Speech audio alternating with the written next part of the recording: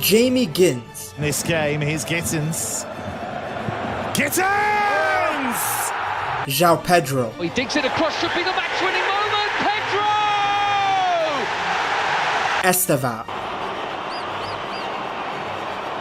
Chelsea's new team is looking scary after a season in which the Young Blues got Champions League football. Nobody wants to play Chelsea. And even found themselves in the title race for a bit. When you're sitting second in the Premier League in December, you are definitely in the title race. It was time to improve the team even more. So can these new signings take Chelsea to the next level? Let's find out. Jamie Giddens was a signing that was needed, not just because Jadon Sancho left, but because in general, Chelsea needed more left wingers. The right wing is filled with talent.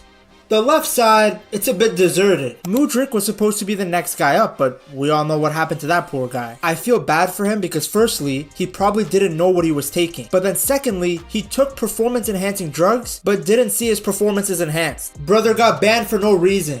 Please, just free Mudryk. Well, Chelsea have now moved on and signed a player who's one of the best talents on the left side of the pitch. Giddens is a right-footed left winger, and with the lack of competition at Chelsea, he can easily become a nailed-on starter. Here is how he statistically compares to the other wingers that Chelsea have had on both sides. He got 0.4 goals per 90, which is higher than Pedro Neto, Madueke, and Sancho. His assist numbers were around the same, but his dribble attempts are way higher than everyone on this list. Of course, take this data with a grain of salt. Giddens played in a different country and league under a different manager and different system. But the data gives us a great insight into what makes Giddens so special. At Dortmund, he dominated the left side, as you can see from this graphic. He got 12 goals and 5 assists in the 2025 season, which isn't a ton, but keep in mind, Dortmund have not been that good. Like, he wasn't playing for Jurgen Klopp's Dortmund. He was playing for a Dortmund side that finished 5th. In fact, he was pretty much the most important player for Dortmund in terms of chance creation and actually making things happen in the attacking third. In Germany, they call them Unterschiedsspieler, which is literally German for difference maker. So putting this guy around better players at Chelsea will certainly help his output. But what makes Giddens so good is his dribbling and speed. He is incredibly dangerous in 1v1 situations because not only is he fast, but his feet are super quick too, making him a nightmare to play against. No player attempted more take-ons than him in the Bundesliga. Then what makes him even deadlier is that when he gets a bit of space, he can rocket a shot in. Let me show you guys some clips of what Giddens can do. Okay, so here's his goal against Bayern. He receives the ball in a very tight angle here, Lamer right on his back. Now, if you guys look at this, a lot of wingers here would either shield the ball and try and keep possession and minimize risk, or they'd shield the ball and try and draw a foul. But Giddens, as you can see here, knowing that he's way faster than Lamer, uses the momentum of the pass to start his own run. He dummies it, explodes down the left flank, then rockets the ball into the net. Keep in mind, this is a great finish. This is near post finish with his weaker foot against Neuer. Yes, it's not Neuer in his prime, but he's still a good goalie.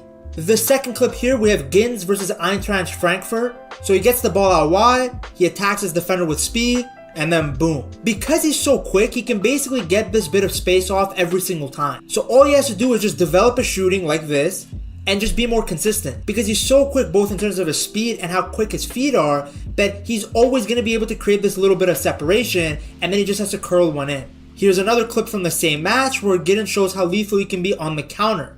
So Dortmund win the ball back, Giddens easily turns his defender. I mean, what is this defense? Then he just sprints past everyone and then calmly slots it in. Now I know what you're thinking. Ped, look at all the space he has. This is a farmer's league. Nobody wants to defend in the Bundesliga. He won't get this level of space and time in the Premier League. But guys, trust me, with the speed of the Premier League, there are going to be a lot of transition opportunities. And even if there isn't, as I showed you guys in that first clip, and I'm going to show you another clip right now, Giddens is fine against a low to mid block. Here's another similar goal he scored against Freiburg. Whole team behind the ball, not a lot of space, and yet Giddens still finds a way. Now I understand that you Chelsea fans might still be haunted by Timo Werner and Kai Havertz, But Gins is a very different kind of player. He's a skillful winger. Werner, despite his goals, was already a pretty wasteful player in the Bundesliga. But Gins, in terms of finishing, is actually quite ruthless in front of goal. Let's look at a shot map from the 2025 Bundesliga season. He outperformed his expected goals by a lot. Based on where he shot from and the quality of the chances he had, he should have only gotten 3.6 goals. Let's just round it up and say 4. Instead, this man got 8. Then on top of his great finishing, he has all the qualities that every manager is looking for in a winger. You cannot coach speed or quick feet or this natural dribbling ability. These are qualities you either have or you don't. I mean, if we look at this screenshot right here, his job in Maresca's system is just going to be to create chances and give the team more width and to create opportunities for the guy in the middle. And I truly believe that Gins will do this role even better than Sancho, because although Sancho did look good in certain moments, he didn't have the speed and explosiveness that Gins has. At times, Sancho was just doing tap dances in front of the defense with nothing happening. That never happens with Gins because he actually runs at his defender. Let's look at this graphic from The Athletic. Only Doku and Yamal attempted more take-ons per 90 minutes than Gins. This is pretty good company to be a part of. I mean, those two are the best 1v1 players in the world. So what Chelsea are getting is a winger that actually runs at his man rather than somebody that just does a couple of body feints and then recycles possession. And peep his take-on success rate. It's 45%. So if he runs twice at a defender, he's gonna get by at least once. Or close to it. I know it's not 50%, but it's pretty close. That tells you that not only is he a great dribbler, but he's an efficient one. Because it's easy to keep running at defenders, but you lose the ball and your team gets countered all the time. That's not the case with Gins. Now what's great about Gins is that he's not only good on the ball, he's also a huge asset without the ball. Look at this data wheel from The Athletic. Gins was rated 70 out of 99 against others in his position for progressive receptions. So Skill Corner defines progressive receptions as the amount of times a player receives a progressive pass. And then they define progressive pass as a completed pass that actually moves the team forward at least 10 meters. So for Gins to be rated this high means that he was constantly helping Dortmund progress by being in good positions, by being in the right areas where a pass to him pushed the entire team forward. Then defensively, he's still a bit raw. As you can imagine, skillful wingers are not shaking their boots to track back defensively and put in tackles. But I'm going to show you guys this clip right here to show that he does have an ability, or at least a desire, to defend when he has to. So initially, as you can see, he was very slow to spot Olmo making an overlap run. So the Spaniard basically gets a free pass into the penalty area. But Gins was able to identify the situation, look at him racing back, and then he closes down Olmo, or at least makes it more difficult for him to get a shot off than before where he was just stranded in no man's land. But obviously what will get Chelsea fans excited is his attacking potential. He is one of those wingers that can create something out of nothing. He is also so young that theoretically he should only get better. Once he adds more goals and assists to his game consistently, he can easily establish himself as the best left-sided player, not just in the Premier League, but all of Europe. Also, one last thing I gotta point out is how funny it is that Chelsea continue just signing City Academy players. From Maresca, to Lavia, to Palmer, to Delap, and now Gins. These guys are for real taking all of City's talents, while those guys continue employing Unk versions of Gundogan and Bernardo Silva. Then we have the signing of João Pedro. Yes, another signing from Brighton. At this point, Chelsea might as well just hire Tony Bloom. Now, I know what some of you are wondering. Why did Chelsea sign another striker? Didn't they just sign Delap? Well, I think they signed him for a couple of reasons. Number one is because they wanted a different profile of player up top, which I will cover in detail right now. The other reason is simply that we live in a time in football where depth is no longer a luxury but a necessity. It's something that my opinion has changed on over the years. In the past, I was thinking, why would you have multiple players, good players for the same position? But I realized with how many competitions there are, with the fact that there are now 5 substitutions, with how many injuries happen, you need quality everywhere. You have to be able to rotate without seeing a drop-off in your starting 11. And João Pedro works because he's a completely different profile than Delap and Jackson. He can play with either of them in a 2-man striker setup, but he can also play up top by himself. Now, he's probably at his best as a second striker, but being isolated up front, he can do that too. Naturally, though, you want João Pedro in positions where he's acting as a linking piece between the midfield and the attack. What he did for Brighton was he would drop in to help progress the ball up the pitch. He especially drifted a lot to the left side, so expect him and Gins to link up a lot. Okay, so let me break down what he does in this clip from Brighton vs Leicester. So Baliba's carrying the ball, João Pedro drops off the last line to receive the ball, he checks his shoulder and sees there's a big gap, so when he does get the ball he turns, he drives forward and then slips a ball to Adingra. This passage of play is exactly what Maresca wants to see. It's exactly why he brought in the Brazilian. Just replace Baliba with Caicedo, Edingra with Gins, and boom. They can do this exact same movement at Chelsea now. Unlike Delap and Jackson, who really stretch the opposition with their runs in behind, João Pedro is way more comfortable with the ball at his feet and looking for runners. Hence why I said that he can play up front with Delap or Jackson in a two-man striker partnership. Look at this graphic. My guy makes no runs in behind and barely attacks the box for crosses. But look at his stats for coming short, overlapping runs, and support runs. So it's not like this guy doesn't run without the ball. He just impacts the game differently. Now the great thing about João Pedro is he can provide you with goals. He finished as the joint top scorer for the Seagulls with 10 goals. Yes, 5 of them were pens, but he only started 23 games and only completed the full 90 12 times. Not to mention a bunch of the pens he won himself. João Pedro was fouled 56 times in the league, which is further proof of how good of a dribbler he is. Since he carries the ball so well and is great in tight spaces, it forces the defense to collapse, which naturally results in more fouls given away. Now, not only was João Pedro at the top for goals at Brighton, but he also had the most assists for them. And again, that's his best attribute, as you can see from this chart from The Athletic. His ability to set up others and progress the ball with passes and carries is where he shines. Now I want to show you guys this assist he got against Manchester City.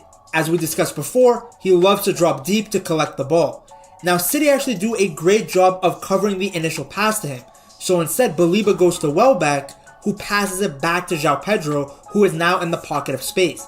And this right here is where he shines. He carries the ball with him in the space. City's defense tightens up, but then João Pedro finds his little opening to O'Reilly, which leads to a goal. In the 2025 season, Chelsea looked great when they were playing direct transitional football, but Maresca didn't like it and said it was too chaotic, like a basketball game. But it looks to me that he wants to return to that style of play, just now with more technical players. João Pedro can help tremendously. His profile allows Chelsea to still progress the ball through the different phases while having a number 9 who can actually retain the possession and find the killer pass in key areas. Now Jackson is able to do this task as well, but as we saw in the 2025 season, the drop off was too big when he got injured, so he can't be the only guy up front that can create. Add in the fact that he sometimes just loses his head, and this signing makes sense, because João Pedro is adding another dimension in the attack. He can even play in the attacking midfield role if you want to rotate Palmer. This will take the creative burden off the Englishman, and João Pedro's style will allow the Chelsea wingers like Neto and Gins to get even better, because when these guys get in behind, João Pedro will be able to find them. Chelsea of course also signed Delap, who is a striker profile they didn't have before. He is fast, powerful, and hungry to score. While a player like João Pedro offers creativity, Delap offers direct pace in behind. Now he can carry the ball too. In fact, he was at the top of the charts in the Premier League when it came to forward carries. But his best quality is stretching the opposition wider than Lily Phillips. As you can see from this data from The Athletic, most of his runs are ahead of the ball and in behind. He provides a direct outlet for passes, and given his speed and strength, he's almost unstoppable when he gets going. I mean, the Chelsea guys already know this. Take a look at how none of them slap him when he's going through the line. Tank. Now these are the new signings, but there's a lot of previous signings who will now officially join the squad. Sarr, Pays, and Esteval. Sarr is a young French center back from Strasbourg who was signed back in January of 2025. Chelsea got him for 14 million euros, and he was coming off the back of a season where he made 28 appearances for Strasbourg, helping them finish 7th in Liga and qualify for the Conference League. Now despite being very young, he's already had a pretty crazy journey, starting in the Lens Academy, spending 6 years at Lyon, and then going on loan to Belgian side Daring Brussels before making his mark at Strasbourg. Chelsea see a lot of potential in Sarr. I could see this guy being loaned out, but for now, he went straight into the senior squad. I guess the idea is for him to get more familiar with Maresca's tactics, build chemistry with the team, and grow within the Chelsea environment. Now, he's not expected to be a regular starter yet. There are several center backs ahead of him, but his potential is sky high. And given how good he looked in Liga, he could play a role sooner than many expect. Then Paez and Esteval are two of the most talented players from South America, and they're coming to elevate Chelsea to another level. I'm curious to see where they will both play, as they're both very similar profiles, both very good on the ball, silky dribblers. Whether it's a slick dribble or a pass that splits the defense open like Bonnie Blue, these two guys are about as gifted as they come. Paez can play on the wing and also in the number 10 role. The kid is sensational. In 1 year, he went from playing youth tournaments to starting in Ecuador's top league, becoming a national team regular, and scoring in a World Cup qualifier. It'll be nice to see another player other than Palmer and Gins that can open the game up. Esteval is an equally talented beast. Yes, Chelsea have a lot of right wingers, but Esteval's potential and his ceiling is significantly higher than the likes of Noni Madueke and Pedro Neto. There hasn't been a guy this hyped coming out of the Liga do Brasil since Neymar. Not even Vini and Rodrigo were as hyped as this guy when they first went abroad. Of course, he's young and raw, pause, so he's gonna need some time to adapt and adjust to a new country and league, but look at what he does to teams. Now you might be saying, well, it's the Brazilian league. Guys, we've seen what Brazilian clubs are capable of at the Club World Cup. Their quality and intensity is high. Yes, of course, the level in Europe is significantly higher, but the fact that Estevão looks so good against Brazilian competition means he has all the tools necessary to succeed at the highest level. He can wiggle out of tight areas, he beats players with ease, and just like Paes, Estevão can also easily play inside as a number 10. It will be Maresca's job to figure out where each of these talented players go, because at one point there might be too many chefs in the kitchen. You guys should definitely get their jersey from buygamejerseys.com with code PETTALKS before one of them gets sold. Now on top of these guys, there are also the established stars. Moises Caicedo is showing game after game that he's worth every penny of that 100 mil transfer. Reece James continues to remind us that when he's healthy, he's the best right back in the world. Cole Palmer continues to wow us with his magical left foot. The reason I didn't talk about them too in depth is because I have a whole separate video on how good the Chelsea team is. You have to check out this video right here.